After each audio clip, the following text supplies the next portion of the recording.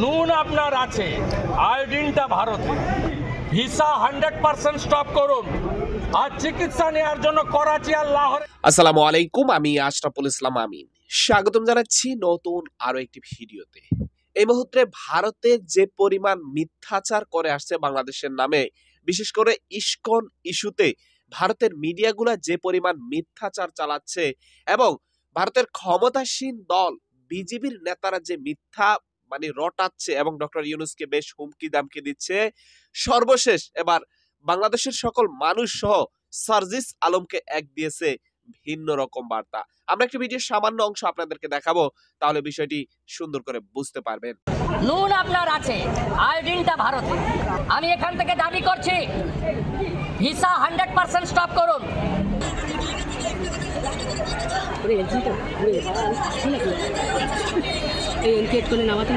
এই নাবালক যারা মন্ত্রীর পদমর্যাদায়, তাদের এই ধরনের ভারত বিরোধী কথা বলা বন্ধ করুন।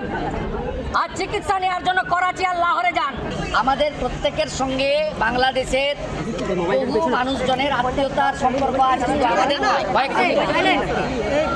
আমরা এর আগে মুজিব সাহেবের সরকার দেখেছি, বিএনপি আওয়ামী লীগের সরকার দেখেছি, আমরা হুসেন মোহাম্মদ এরশাদের সরকার, আর্মি রুল। কিন্তু এই ধরনের ভারত বিদ্বেষী কথাবার্তা, ভারত বিদ্বেষী আচরণ, এই রকমের হিন্দু নিধন, হিন্দুদের আস্থার জায়গা মন্দিরকে টার্গেট করা, এইভাবে হিন্দু সনাতনী প্রচারক প্রভুদেরকে মিথ্যা মামলায় জেলে পোরা, এই জিনিস আমরা বিগত দিনে দেখিনি। আমরা পরিষ্কারভাবে বলেছি এনআপি জানাব বন্ধ করুন এই নিধন, এবং আমরা বলেছি যদি না করেন এবং চিন্ময় কৃষ্ণ প্রভুকে মুক্তি না দেন, তার বিরুদ্ধে কোনো অভিযোগ নেই, অভিযোগ প্রমাণিত হয়নি। তিনি একজন বাংলাদেশের রাষ্ট্রবাদী বৈষ্ণব ভাগবত প্রচারক।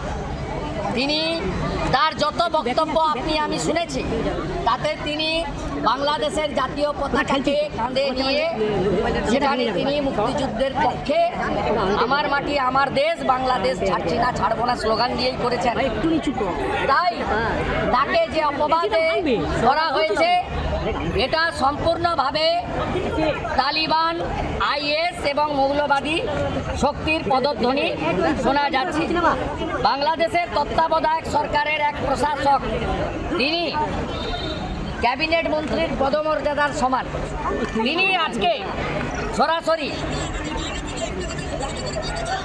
দর্শক, নিশ্চয়ই ক্ষমতাসীন দলের নেতা, বিজিবির একজন সদস্য, বিজিবির একজন নেতা, তার মুখ থেকে ভিডিওর বেশ কিছু অংশ আপনারা শুনলেন। তো তার কথাবার্তাগুলো শুনে আপনাদের কাছে কি টাইপের মনে হচ্ছে?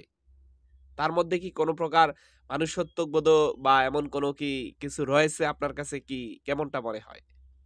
তো সেটা অবশ্যই আপনি কমেন্টে লিখতে পারেন। তো সম্মানিত ভাইরা, এই হচ্ছে টোটাল বিষয়। আজকের ভিডিওটি এখানে শেষ করতে চাই। দেখা হবে নতুন অন্য কোনো ভিডিওতে। সবাই ভালো থাকবেন। আসসালামু আলাইকুম ওয়া রাহমাতুল্লাহি ওয়া বারাকাতুহু।